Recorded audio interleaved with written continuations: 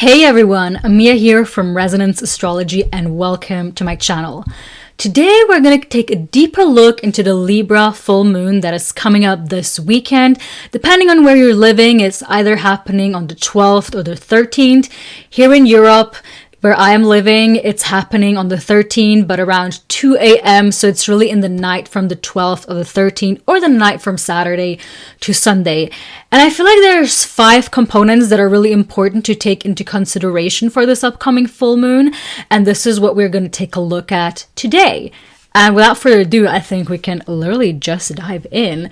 I think the first and the most important thing for this full moon to take into consideration is the fact that it's a Venusian-ruled moon.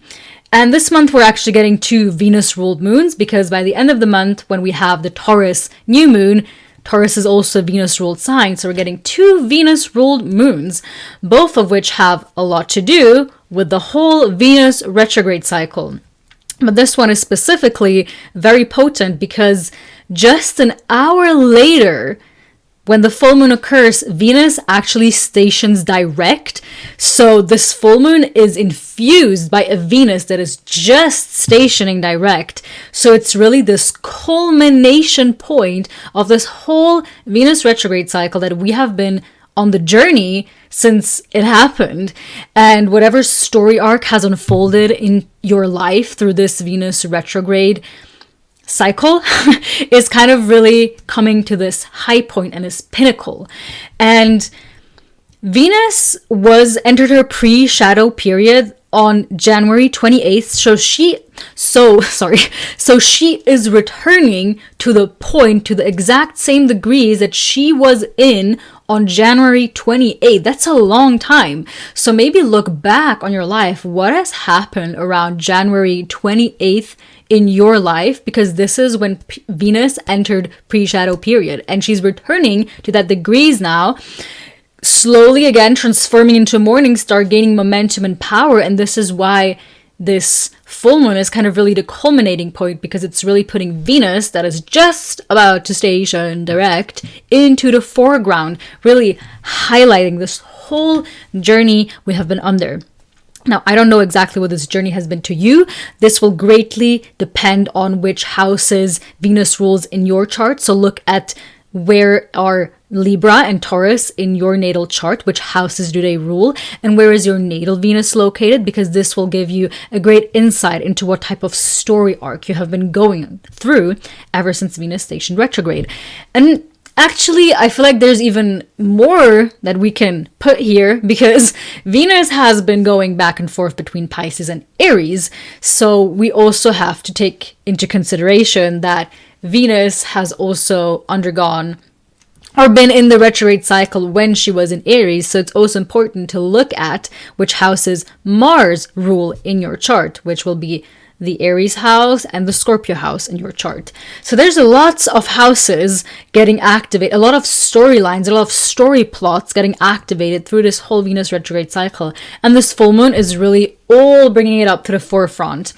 And we're slowly saying goodbye, okay? There's the whole post-shadow period. If there's a pre-shadow period, there's a post-shadow period, which just means Venus is going through the same degrees that she was on when she went back and forth in this retrograde cycle.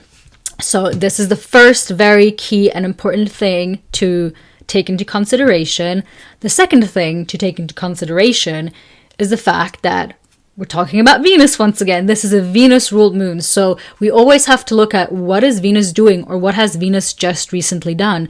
And what Venus has just recently done is conjoin Saturn.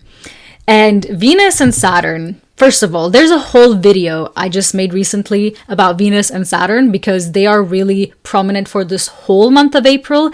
They're in something we call an engagement range, which means they are never really further apart than give or take 3 degrees.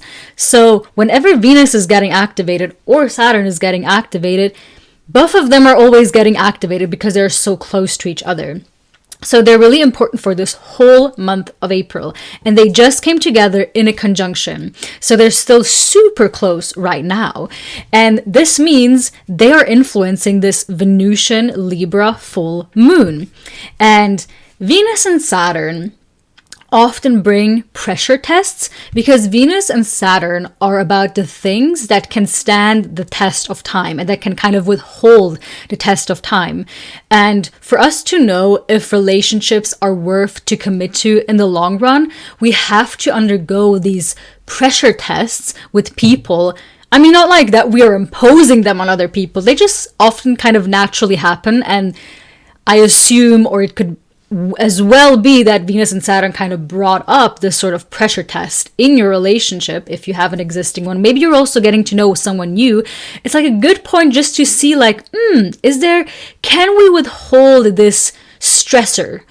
Like, is it something we are both good to deal with? Because oftentimes conflict and these pressure tests or turmoils that happen that are kind of inevitable, they will come up in life regardless at some point. And then it's up to us to observe, how am I handling this? How is the other person handling this? Are we compatible in handling these stressor pressure tests together? Because this will kind of reveal to us, are we compatible in the long run? Because ideally, you want to have somebody that you're compatible to handle these stress and pressure tests with. I feel like in a way, a lot of this is what the dating phase in relationships are for, is that we can gauge, are we able to go through these turmoils together, these inevitable turmoils that happen in life, because then we can decide better, are we willing to commit for the long run? I know there's a lot of people that commit prematurely and they haven't really undergone these pressure tests before. And then a pressure test inevitably comes because that's just life. And then all of a sudden you're just like, oh wow, we're actually completely incompatible when it comes to this. And so ideally you want to test this out and get to know a person better so you can really observe and see, is this something that is actually worthwhile? At the end of the day, Venus and Saturn are also about quality time and reminding us that good things take time. At the same time, they're also reminding us that our time here is finite and limited. In this earthly realm, at least in our flesh bodies, it is kind of limited. And so we want to make sure that the time we actually are spending with other people is one based in quality, where we can look back on and just really feel like, yeah, I spent quality time with that person. And for this, Venus and Saturn just doesn't like to waste time. And that's the thing. And it's kind of ironic because we need the passage of time to happen. We can't speed things up. We can't slow things down mechanically or unnaturally. It's like imposing or feeling like we're smarter than nature, because nature also just kind of happens. And I actually always like to quote this with Taurus. We're soon entering Taurus season. Taurus is also a Venus-ruled sign. Nature does not hurry, yet everything is accomplished. And I really love that, because at the end, I think Venus and Saturn are really about not trying to outsmart nature and the speed that things take. Like, at the same time, we want to be aware that we're not just dilly-dallying, because we need to walk the path. We need to show commitment. We need to show engagement. Otherwise, things won't ever grow into fruition. If you want to commit to something long run, you see the potential, you see something that is special, be careful with it. Show it your respect. Venus and Saturn are so much about respectfulness, and just like respecting that things take time, that good things take time, and that there is like this natural smartness in the cosmos and how things are aligning. And this is also why Saturn is exalted in the sign of Libra, and why cosmos shares the same root word with the word cosmetic, because it means everything is in perfect order. Everything is beautiful. There is a beauty and intelligence in this ordered chaos that somehow always works out in our favor. And it is that everything is beautiful and perfect just the way it is, and taking just the exact amount of time it should, that this is truly what is beautiful. And I think this Libra full moon is really a reminder for that, especially when it comes to our relationship. So don't try to impose how fast or how slow you think things should be going, because there is some sort of intelligence that knows exactly at what speed things should be going. And again, if you want to hear more about Venus and Saturn, there is a whole in-depth video I made on Venus Saturn, because I feel like I could just talk about Venus and Saturn forever. And there's other things that we need to talk about. And the third thing is that Venus and Saturn, but they are in engagement range with Uranus. They're forming a sextile to Uranus. And this is important for this full moon, because this means that this full moon is influenced by this aspect that they are forming to Uranus. And Uranus is also in Taurus, so another Venus ruled sign. So it's really influencing the way that we cope and are in relation to our relationships. If there have been any sort of long-lasting problems, issues that keep repeating itself over and over again, Uranus can really chime in right now and lend this helping hand in being like, but have you looked at it like this? Have you tried thinking about it in this way? Have you tried changing your perspective? It's offering a new solution to old, long-lasting problems that seem unsolvable often. And it's really based on our relationships. And it's important to look back, because when Venus entered pre-shadow period on January 28th, a day or two later, Uranus stationed direct, and around January 27th is when they also formed a sextile. So Venus and Uranus go back to literally the beginning of the Venus Retrograde Cycle. So I think, once again, proving that this is kind of the culmination point of this whole cycle that started at around end of January. So if there have been problems coming up since then, or there has been any sort of pressure tests, or any things that kind of have been coming up with your partner, or maybe someone you're newly meeting, and it doesn't only have to be romantic relationships, okay? It can also be friendships. When I talk about relationships, I really mean every sort of relationship. It can literally even be the relationship you have with God or divinity, because depending on in which houses Venus has been going retrograde, it can mean so many things. It can literally be your relationship to work, to your family, okay? I know most of the times we think of romantic relationships, and that's not wrong, but it can literally be any sort of relationship that has been undergoing this process. So whatever has been going on in your life with your relationships in the respective area is now coming to a full, like, pinnacle point where it's like time for resolution, time for something new, time for a new perspective.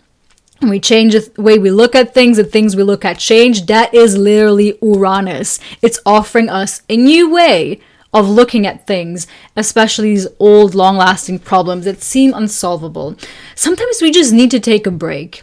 I think this is also what Venus, in combination with Saturn, is doing here right now, where sometimes the best way is to just simply step away, maybe do something else. I know this from so many artists.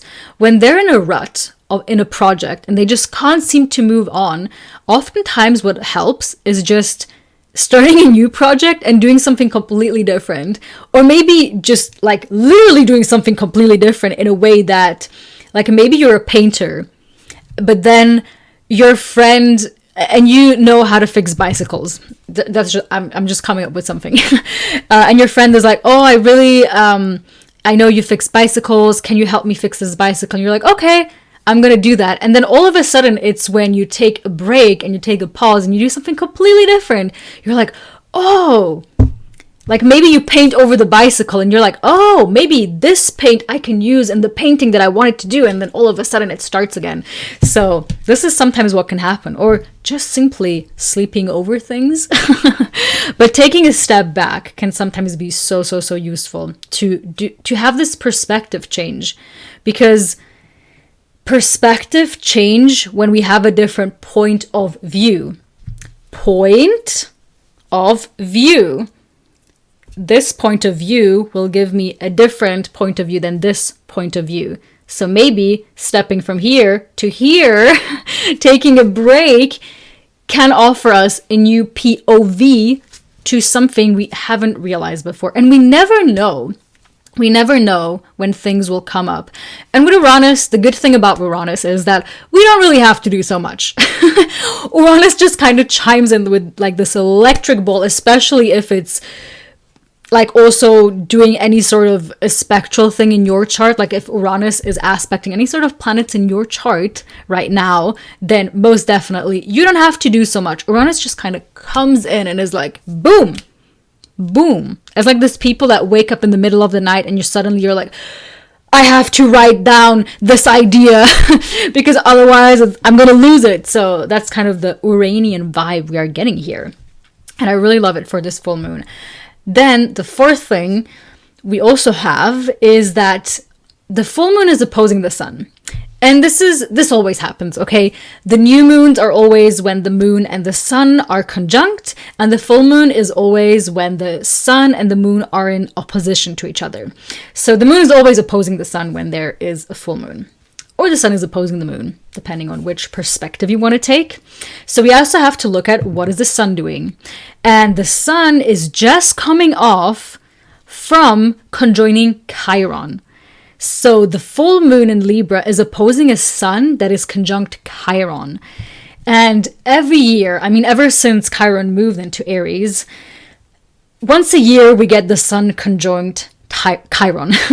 And ever since Chiron moved into the sign of Aries, it has really been nudging and pushing us to face these wounds of where we are constantly rejecting ourselves. It has been really going deep down into our self-worth and where we feel worthless or not worthy enough for things. Like it really goes into the heart of our egos and our core wounds and beliefs we have about ourselves.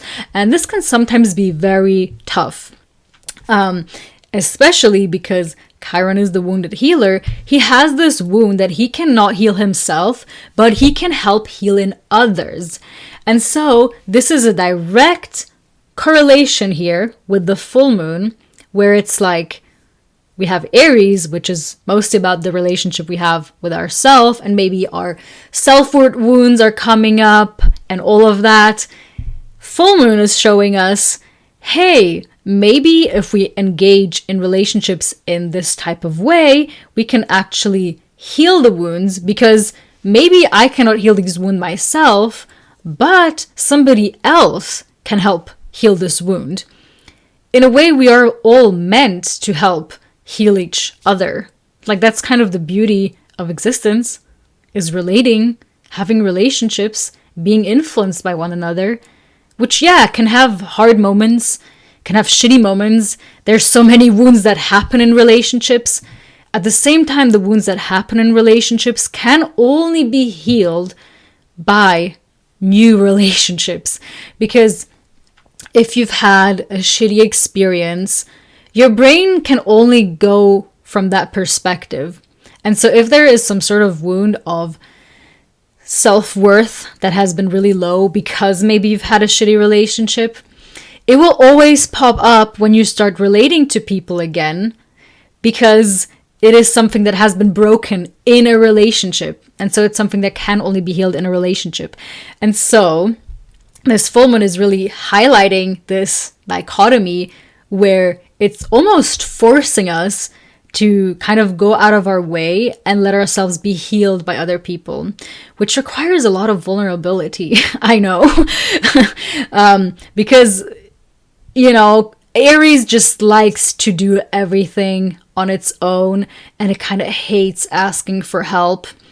And this Chiron wound is really nudging us, or like pressing on us, where we need to ask for help, where we simply cannot go. Because it's these wounds where we just cannot go ourselves, but maybe another person can.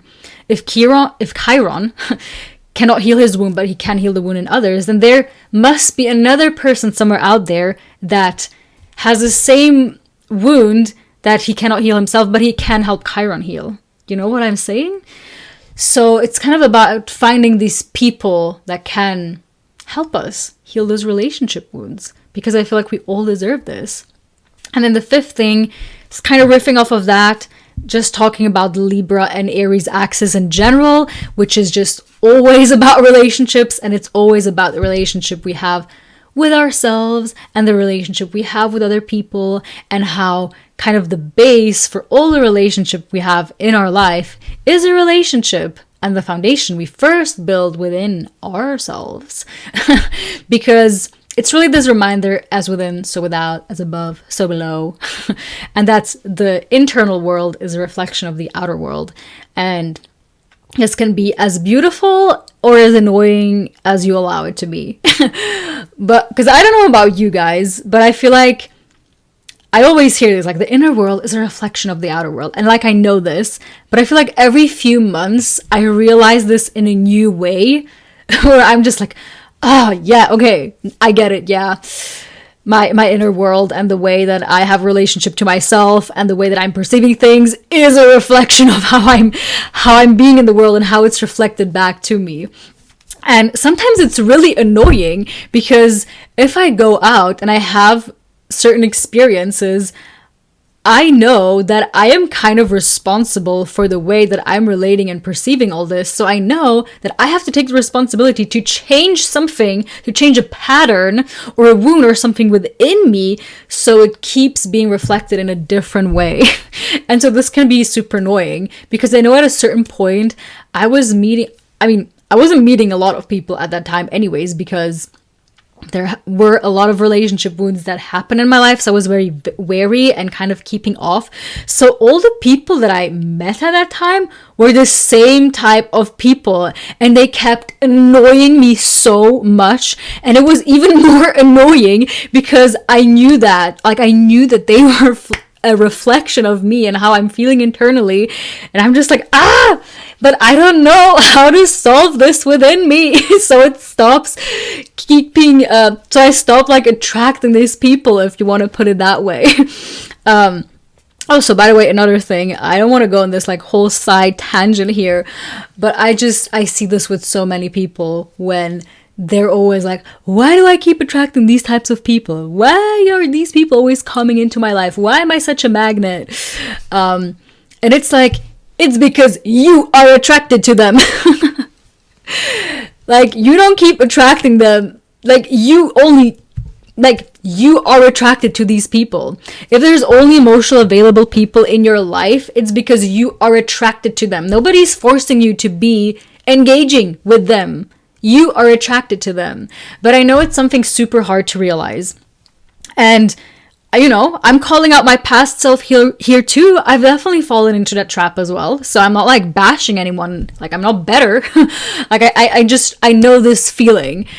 And it's interesting because from my life, if I can share like a small tiny story, I used to constantly be together with people that were taking a lot of drugs, not really having any jobs. I was constantly like stepping in this like archetypal mother role, helper role, all of that.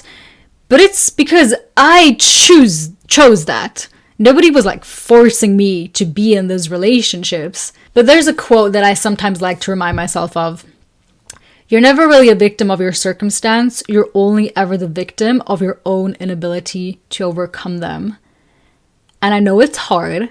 I know it's harsh. I'm not saying it's easy. But even Saturn moving into the sign of Aries this year, we have to prepare ourselves. It is a lot about taking responsibility and accountability for the situations we choose to put ourselves in. And now I fully get it. Sometimes it happens on an unconscious level. We're not fully aware we're doing that. We're not fully aware that we are being the victim of our circumstance. And I know it's easier said than done to pull yourself out of that, especially if there's trauma stories going on, especially if there are attachment wounds going on. I know that separating yourself from someone or something or a group or whatever, can be super painful and feel like withdrawing from drugs. So I'm not underestimating the process of separation here, okay? But I'm saying it is our responsibility in which type of situations we put ourselves in and what type of people we choose to be attracted to. Because I was attracted to these types of people. That's kind of what I don't know why, I can't tell you fully why, but as soon as I changed this within me, I started to have more self-respect, more self-love. I look back now, I'm like, how could I even be attracted to these circumstances and people in the first place? And what's interesting is that because I was constantly with these people, I literally did not believe that there are even people out there that are sober just like I am now, or that do sort of more spiritual practices. It was not in my comprehension that this even exists.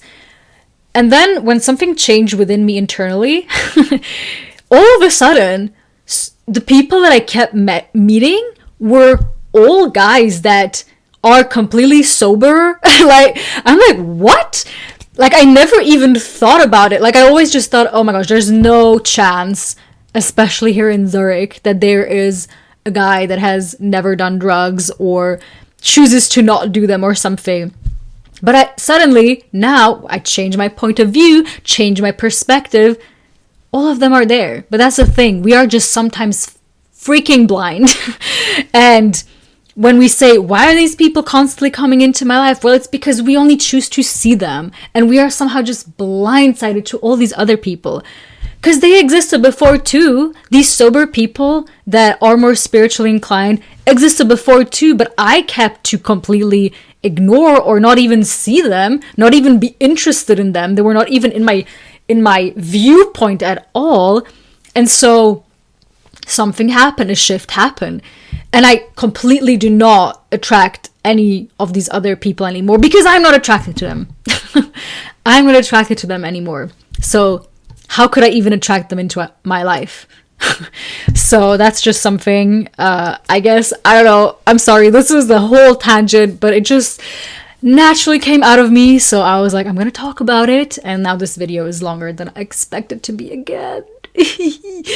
But yeah, I hope that was useful. Sometimes it helps sharing these personal stories and allegories so we can apply it to real life. And because at the end of the day, I feel like every one of us deserves relationships that are nourishing for the long term, that are good for our soul in the long run, and where we can heal our relationship wounds. Because I know there's so many wounds we have when it comes to relationships. And yeah, I think this full moon is just such a reminder. It starts within, it starts with the base that you form in yourself.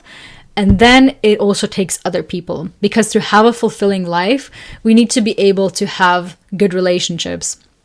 Always like to quote Esther Perel here. She says, the quality of our relationships determines the quality of our life. Relationships are, in a way, our life force. And we are constantly relating to everything and anything. Even if you move to a remote island, you're still relating to God or divinity or the trees or the fishes in the ocean or whatever. Like you're still relating. You cannot not relate. Okay? It is impossible. So it's really the relationships we have with other people and the quality of the relationships we have with other people that make life worthwhile. And I think this is the message of this Libra full moon. And this is what I have for you guys. If you like this video, make sure to leave a thumbs up. Make sure to subscribe if you're interested in hearing more these in-depth talks, weekly overviews, and some other cool videos. And yeah, make sure to leave a comment. How has this Libra full moon been treating you? What has been coming up in your Venus retrograde cycle? I'm super curious to hear that.